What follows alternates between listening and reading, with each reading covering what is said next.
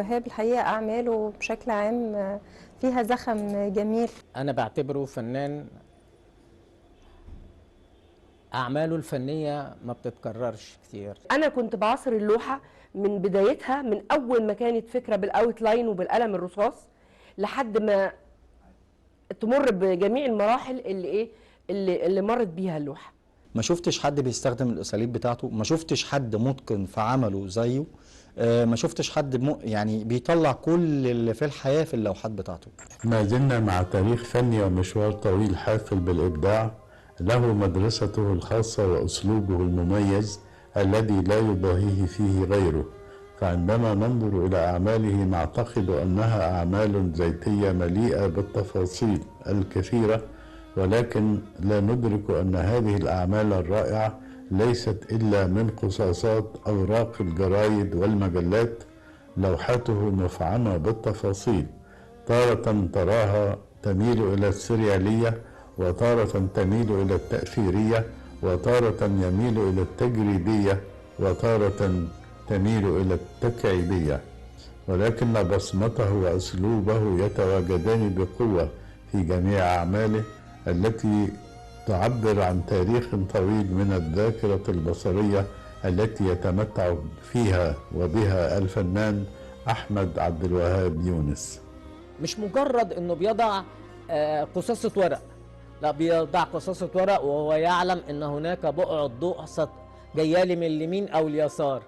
وبعض اعماله الفنيه انت بتحتار في ان الضوء جاي من اي اتجاه، يعني انت هناك ضوء ولكن بيختلف من اي اتجاه، ممكن يكون مسقط رأسي، ممكن يكون من اليمين او اليسار، ولكن هو بيفاجئنا كثير جدا بانه كل او معظم الضوء عنده بيجي من اليسار لليمين.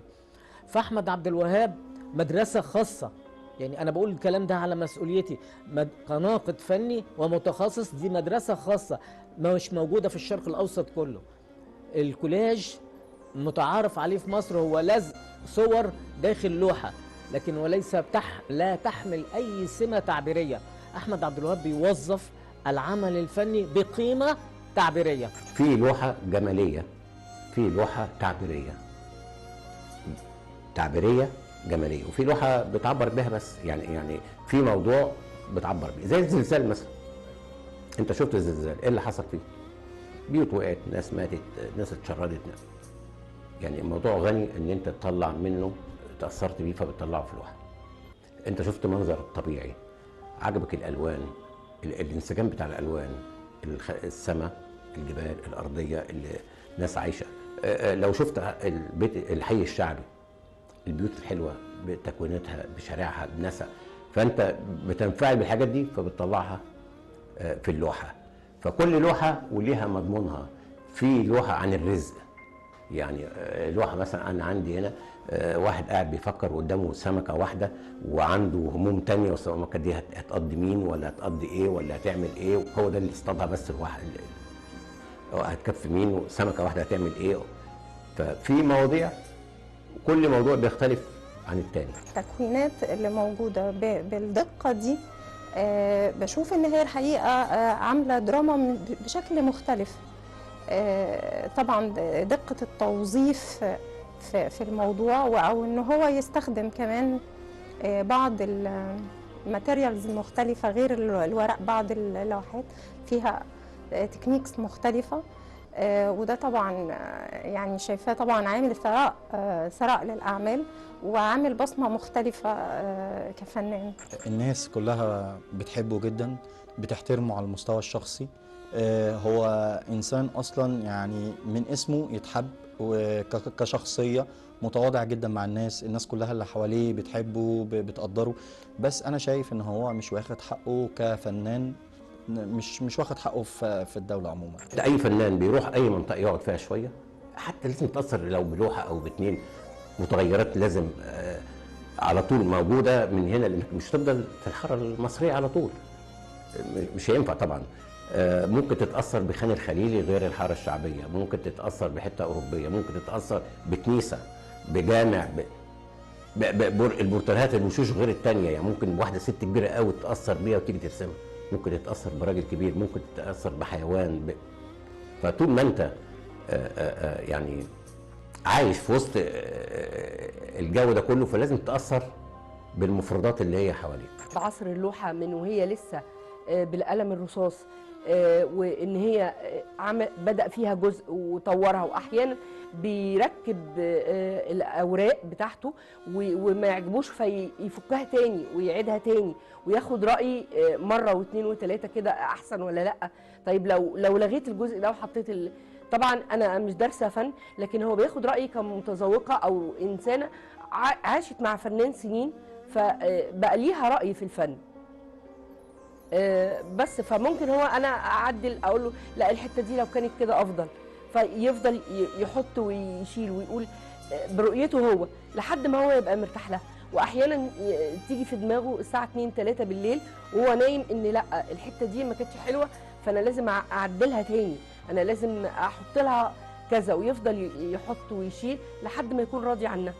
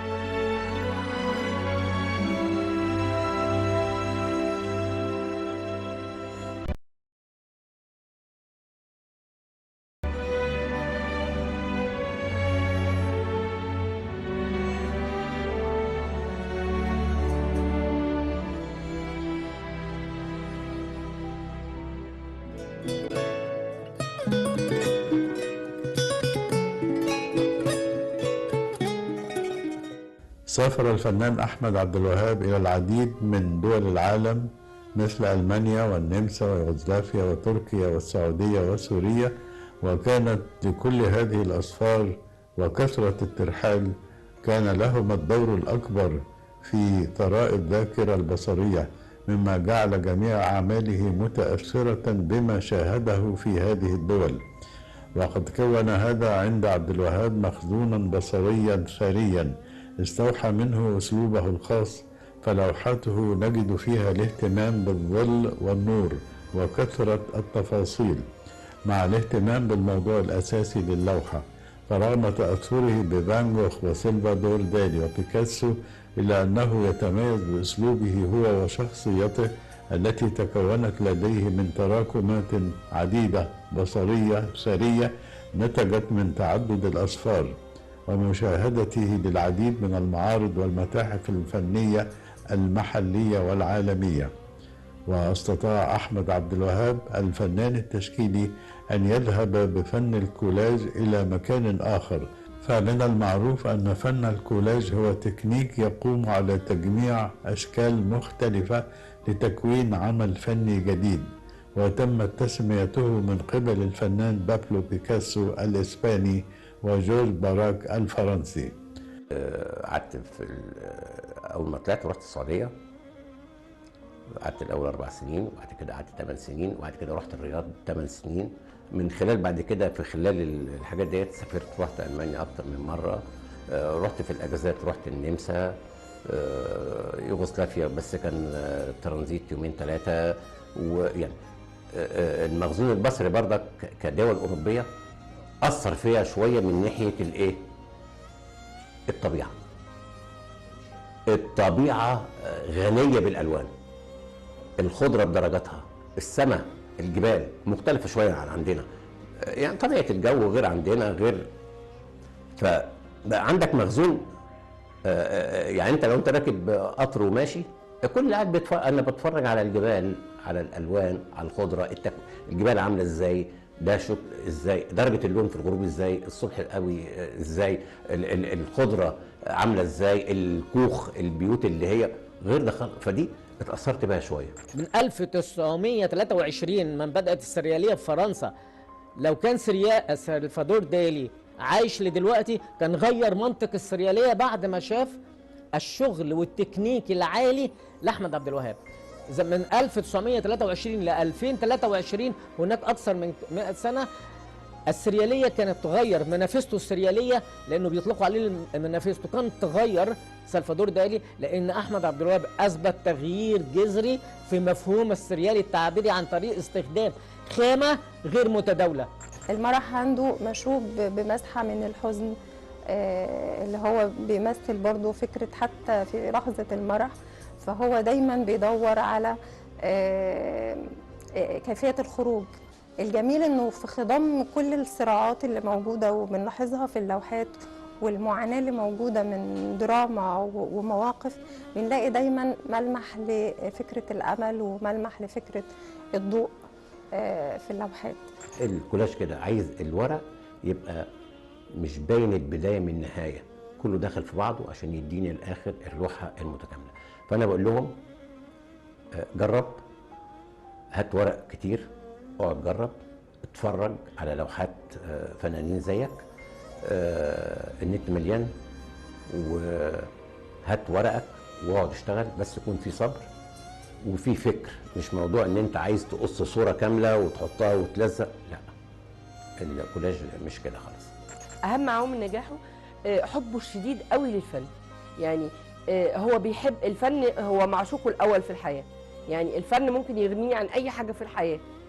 يعني هو الفن بالنسبه له مش ان هو يجيب له فلوس او انه يحقق له دخل مادي، الفن هو بيعبر بيه عن اللي جواه، وحبه الشديد قوي للفن، وانه ازاي يعني يكون راضي عن اللوحه، ده اهم حاجه في حياته، انه بعد ما اللوحه تخلص يكون راضي عنها.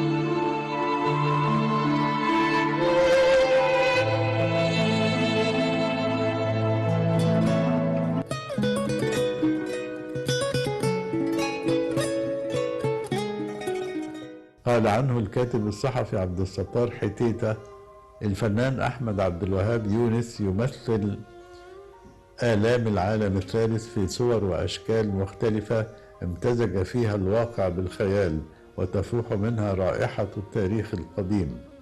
وحين يسأله أحد عن المدرسة الفنية التي يتبعها في أعماله الفنية فيبتسم ضاحكا ويقول: إنني أرسم بلا قيود. أقام الفنان أحمد عبد الوهاب لوحات زيتية للميادين في المملكة العربية السعودية، كما رسم العديد من خلفيات المسرح، وأعطى دورات فنية عن الرسم وأعمال فنية عن الخزف وعجينة الورق، كما شارك في مسابقات فردية للطلاب وأعمال المدرسين، وحصل على المراكز الأولى في مجال التصوير، كما أنه عضو في نقابة الفنانين التشكيليين، وله مقتنيات في وزارة الثقافة ومتحف الفن وسوريا. كان حلم حياتي ان الواحد يعمل معرض. حلم انت تعمل معرض، بس التكلفة ولا فين المكان ولا فين وازاي وكده. مع الوقت الحلم طبعا اتحقق. الصعوبات اللي بتقابلني دلوقتي او حتة الفن التشكيلي مهضوم حقه بجد. يعني في الفنانين تتعب وتعمل وتصرف والقاعات بقت غالية جدا. انا بشفق على الشباب اللي هو الفنانين التشكيليين. ما بقاش نادر دلوقتي لما واحد يعمل عمل خاص بيه هو. معظم دلوقتي كلهم جماعه، ده بلوحتين وده بلوحتين وده بلوحتين وده وانتهى على كده. في حاجات فيها معاناة مع ذات الفنان في لوحات كتير.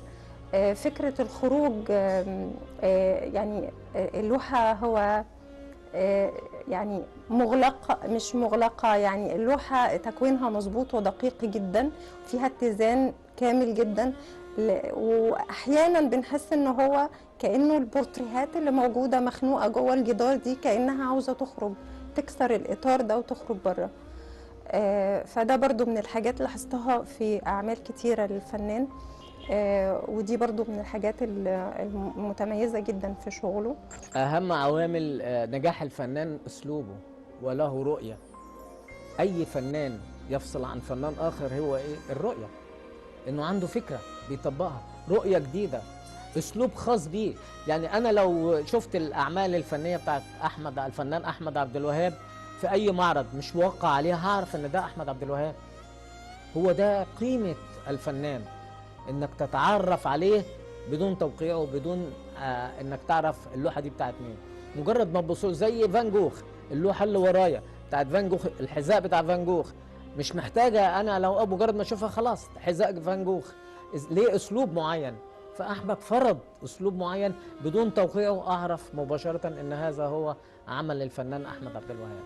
احمد من النوع اللي موسوس قوي في الفن، يعني دايما ما بيكونش راضي على كل لوحه عملها، حاسس ان هو هيطلع احسن منها. فدايما لما يعمل لوحه ما يرضاش عنها الا لما يفضل مره واثنين وثلاثه يشيل ويحط ويضيف فيها. وبرده احساسه انه مش هي دي اللي احلى حاجه، هو لسه قدامه انه ممكن يعمل احسن من كده، مع ان ده بيرجع للمود بتاعه برضه. احمد عبد الوهاب انسان متواضع جدا، بيتعامل معانا بمنتهى الحنيه جدا، عمره ما كان قاسي مع حد فينا، بيتعامل بهدوء جدا معانا. اي حاجه بيجي يتكلم معانا مصاحبنا، احنا يعني مش اب واولاده، لا ده احنا اصدقاء في البيت على المستوى الشخصي، على طول احنا مع بعض، بيتكلم معانا، بيتناقش معانا، بناخد رايه على طول في كل حاجه في حياتنا.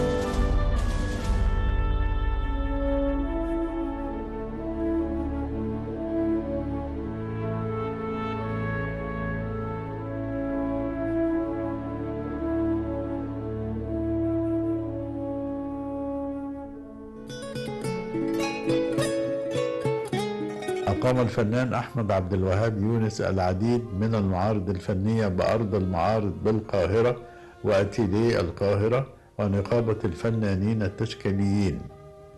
إنه فنان متميز يختلف عن أقرانه في فن الكولاج، فهو بحق يعتبر من المجددين في هذا الفن. عقله مليء بالأفكار الجديدة والجريئة، متفرد في استخدامه لقصاصات الورق، يبدع من خلالها أروع اللوحات. أدواته هي أنامله ومقص وغراء، ينتج منها لوحات ذات مواضيع مفعمة بالتفاصيل والظل والنور.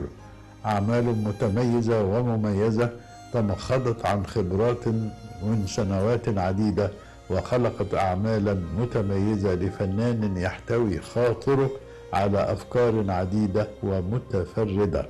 حلم عن المستوى الشخصي، يعني انا حققت كل حاجه، يعني سفر سافرت، فلوس جبت، مش عارف ايه عملت، معارض عملت، جوائز خدت، يعني نفسي اعمل معرض تاني ولسه بحضر لمعرض جديد. يعني ما بتبقى يعني انت عملت المعرض اللي فات سعيد بيه جدا وكل حاجه، بس حاجه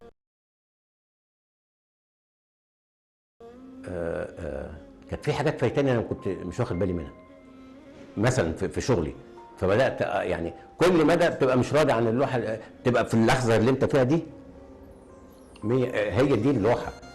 بعد ما تخلص وتبدا في اللوحه الثانيه والثالثه بتحس ان انت لسه عندك مخزون تاني، وتضيف احسن، وتضيف يعني خامات، انت عمال تكتسب في الخامه نفسها ازاي تنفذ بيها اللوحه. فانت مش هتفضل تبقى راضي عن نفسك على طول، لا، كل مدى انت احساسك من جواك ان انت عندك عايز تضيف احسن واحسن واحسن، وهتفضل كده لغايه ما الواحد ما توظيف احمد للكولاج على انه خامه وفكر ورؤيه، هو ده الشيء الرائع في اعمال احمد عبد الوهاب.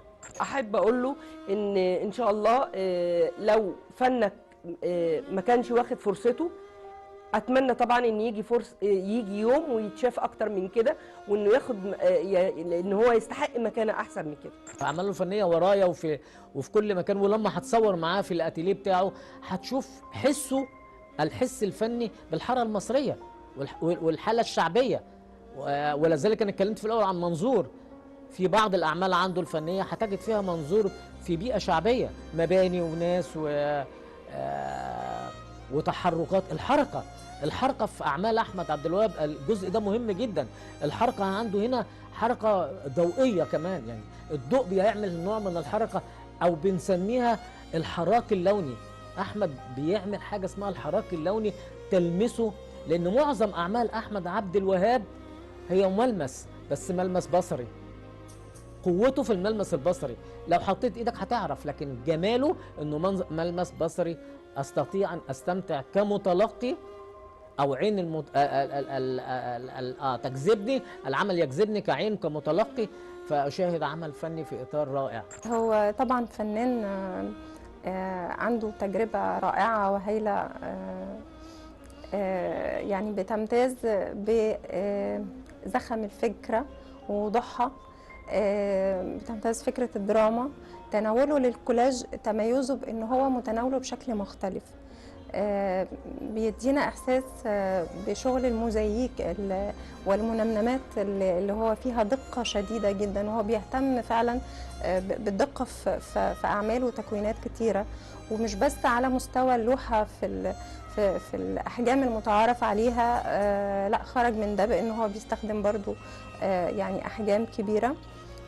فكرة الدراما عالية عنده جدا الحقيقة، سواء كانت على مستوى الرؤية البصرية أو على مستوى الفكرة أو على مستوى اللون. ما فيش فنان ما بيشتغلش في البيئة المعيشة له، لو انسلخ منها يعني ما يبقاش هو فنان، لأنه لازم الفنان دوره أنه يشعر بالمجتمع ويشعر بالبيئة اللي حواليه، لأن البيئة معناها الأشياء المحيطة بالفنان من صحة وحياة وناس وألام، فهو عايش الحياة.